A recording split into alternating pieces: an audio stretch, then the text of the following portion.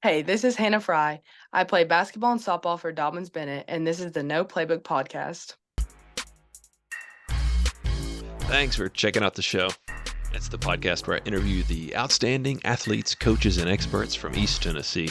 Today, heading back to the Tri-Cities. Got another Dobyns-Bennett athlete on the show today.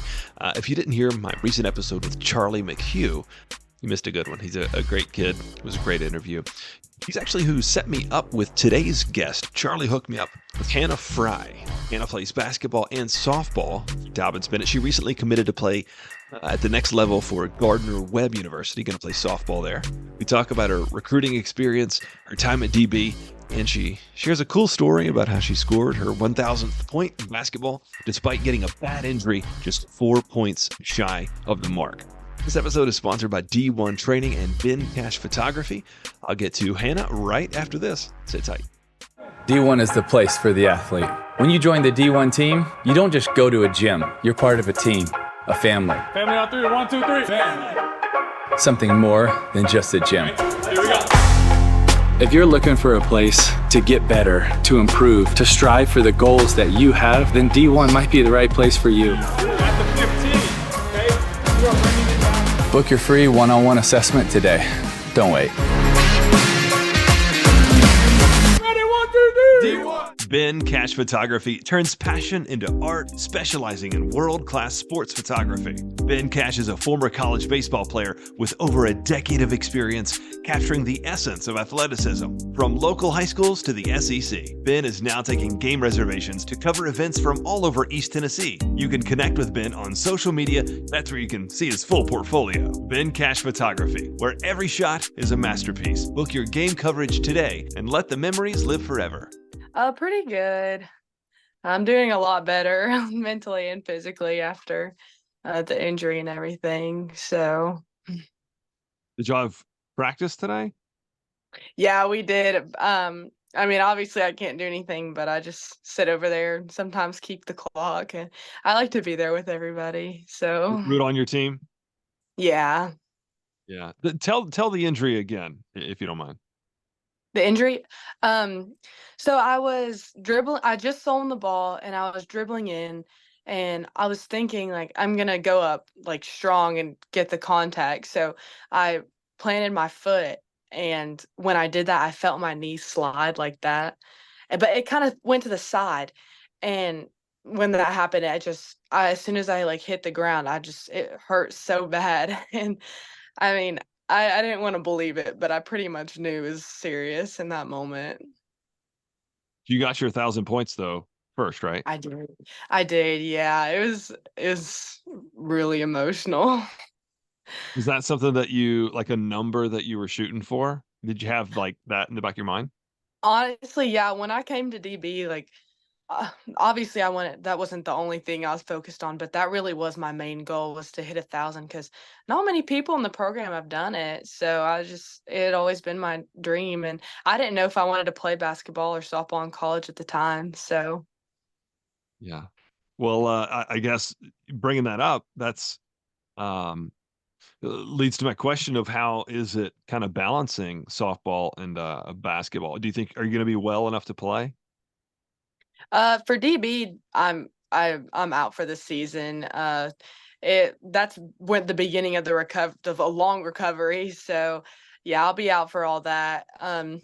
Definitely most of travel ball, but yeah, it's it is hard to balance basketball and softball just because, especially in the summer when you have basketball with your school, but then you have travel ball, which is what I also committed to. So my basketball coach has been really good about like working around my schedule, and he understands, that I wanted to play in college and everything, and that I am going to. So really, it's just about communication. But um, it really has been a challenge. But I wouldn't.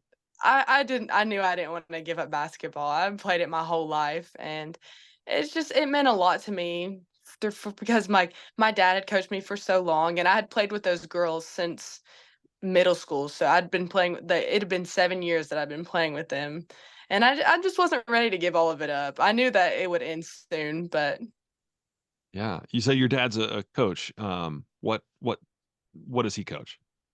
Oh, he coached me just from a young age and stuff, just my travel Got it. teams and everything.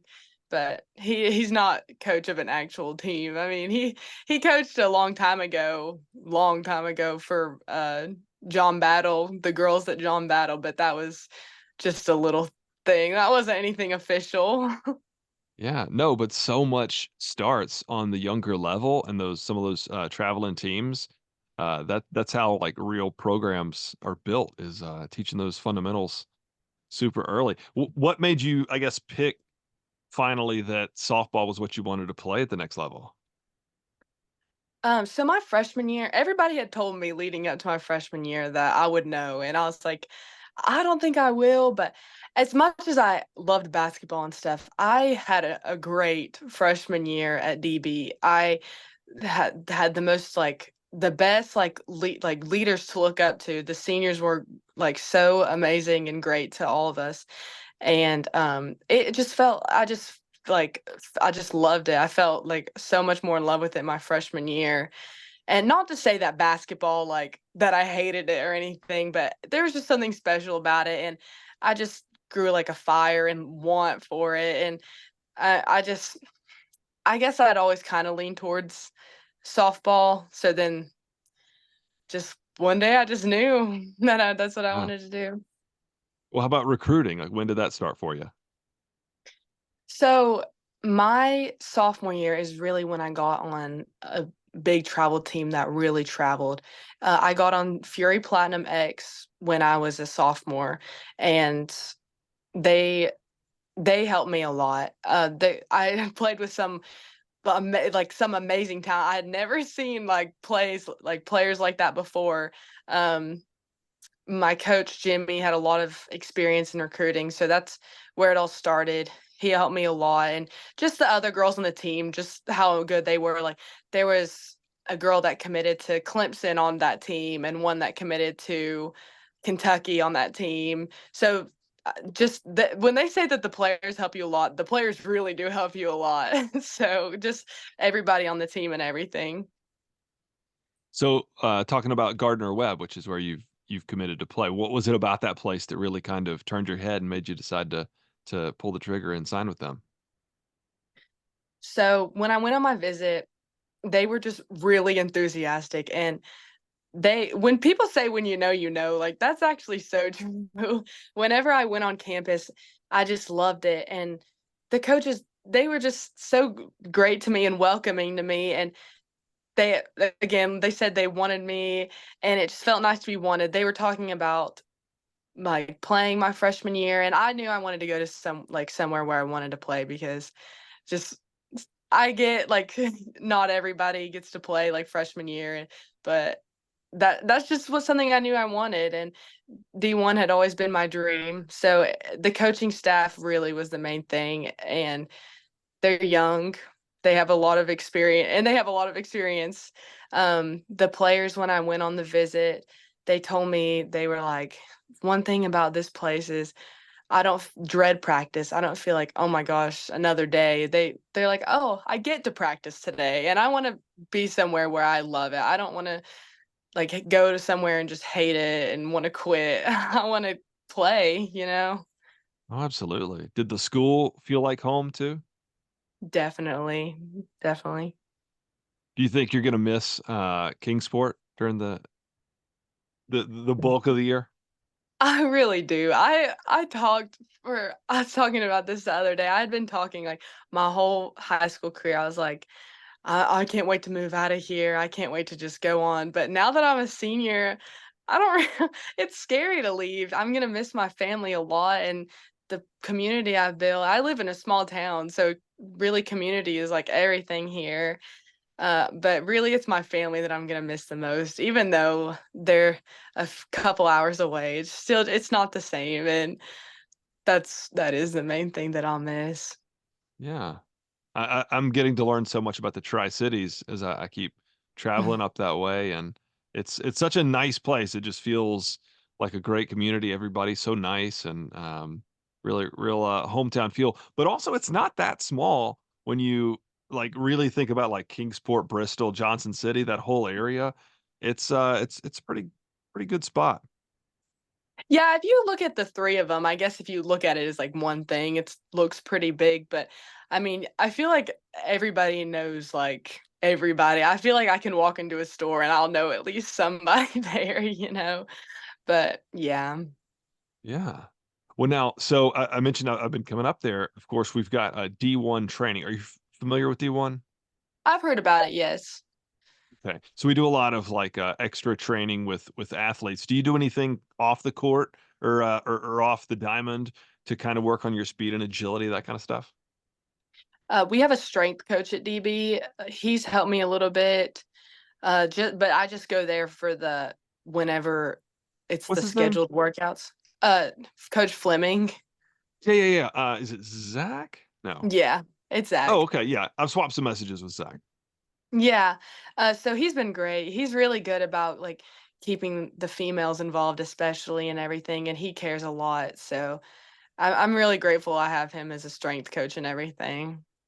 Yeah, that's really good when you got a coach that's really dedicated like that. Something we see with a lot of schools is even places that have a strength coach, it kind of is just the folks that are just getting the weight room time is like the big three, like football, basketball, baseball. And there's so many sports like soccer, volleyball, wrestling.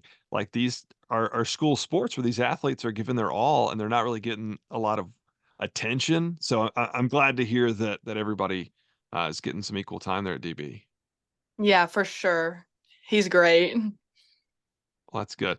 Um, Hannah, what's something that very few people know about you? Okay, so whenever I was younger, are you familiar with Beach Mountain, the ski resort? Oh yeah, absolutely. So when I was younger, I actually used to ski competitively on the beach ski team. So I did that for like I want to say 4 years, and I would race. I would compete and everything, and not many people know that. At the time, I was like, nobody skis. I was like almost embarrassed about it because I was like, nobody skis and like nobody. I just thought that they wouldn't look at it like as a good thing or anything. So I kept that a secret for so long. But now that I'm getting older, it's like I mean I loved it. I love it. And I mean so yeah, that's something not many people know. It's so crazy that you're bringing that up today. I mean, I haven't thought about Beach Mountain in forever. And today I saw an Instagram reel of a black bear walking on the mountain wall like people are skiing around it. I saw I saw that, yeah. I That's haven't been in a long time, but um and my friends and I used to go to Sugar too. yeah, I went to Sugar too. I skied for both beach and Sugar, but I started at beach and then went to Sugar. I think I was only there for like a year. Just when I hit middle school, I think sixth grade was my last year, and when I hit middle school, it's just hard because I mean I live here and that's like I want to say 2 hours away. So the competitions were hard to get to when I had basketball every day and everything. So that's when it stopped. Do you think you have any softball or basketball like sports idols or mentors? Hmm. Well, a mentor, I would definitely say is Kaylin Cole. She she played at Tennessee for a year. She transferred to Tennessee Tech after that. She helped me so much. She really is the one that taught me about recruiting and everything because I Is she had from no DB? idea.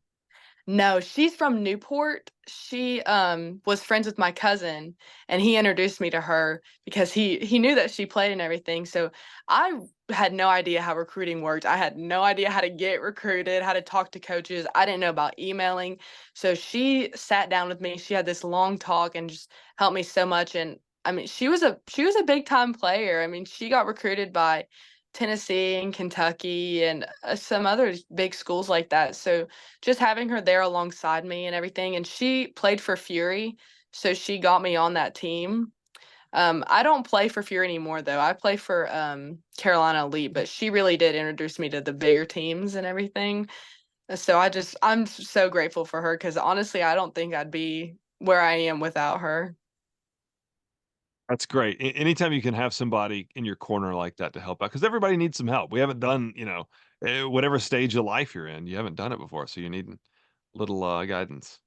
Yeah, for sure, and, I mean, I have an older brother, but he didn't play sports or anything like that, so this was my parents' first time walking through it too. I mean, it's not like I had an older sister or anything that had been through the recruiting process before, so Yeah, yeah. Uh, I'm trying to learn this, so I like to ask this question of folks from the Tri-Cities. What is a restaurant that like I've got to try when I'm up there? Because I probably visit maybe once every 2 weeks. I'm up that way. Like, what's a spot I need to hit up? oh my gosh, you asked the perfect person. Okay. I love Giuseppe's. I don't know if you've been there before. Giuseppe's, it's an No. Italian restaurant, and it's so good.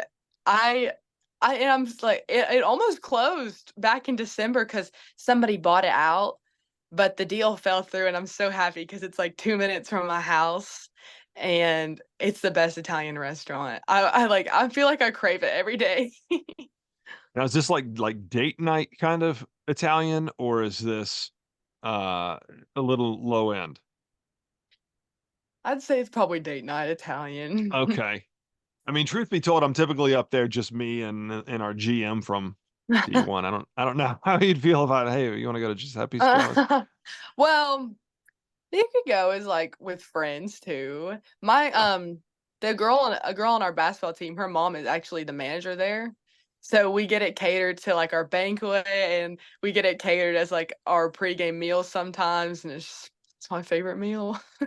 yeah. But talk about kind of like a smaller place where they almost had to sell.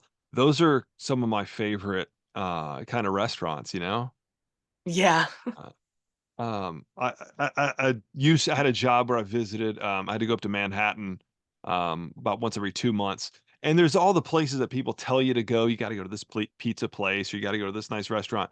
There was an Italian spot that looked like, I don't know if you've ever seen The Godfather. It looked like the restaurant in The Godfather, a small little place, and it's the place I like miss the most. I'm like, if I could go back up there, I wish I could go to this place. Or there's a place called Los Tacos, but if I could go to this Italian place. Uh, which I could mention it to people from Manhattan, they would have no idea what it is, but those are the places when the, like, chef is really into it and, Yeah. it takes pride in his stuff, so I love those spots. Um, Yeah, for but, sure. so one last question, everybody gets it on the show. What is one outstanding sports memory for you, like, unforgettable? And you could share one either as a spectator or as an athlete. Okay, I would say it's probably what happened yesterday. Oh, So wow. yeah, I've never had an injury like I've had recently. So just what happened was they let Greenville score the 4 points, and then they let me score 4 to get my 1,000, and I was really upset I couldn't that I hurt myself right before 1,000. So, the fact that they let me do that and my coach went out of his way to look through all the books, all the game film to find me the 4 points and points that he missed, it was just really special. It was everybody I got a standing ovation, I got the sign and all my teammates there hugging me. Like, it just was a lot to take in. It made me so emotional. It's something I really will never forget. I mean, it just shows how many people, like, cared for me, and it was just amazing. I mean, I just it just felt surreal, really. Now, did you hobble out there to actually score the points, or was it something they were able to find back in the tape? Are you talking about the points my coach found before? Yeah, these extra 4, did you, like, limp out there and shoot with your injury? Oh, yeah. So, when I hurt myself, I thought I was 7 away. But my coach went back through all the game film, all the books, everything, and he found 4 points that he missed. So I then see.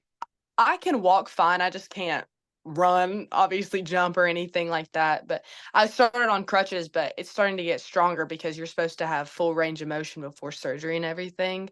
So I walked out there, my friend one of my best friends on the team, she assisted me, my 1,000th point, and it was just really special.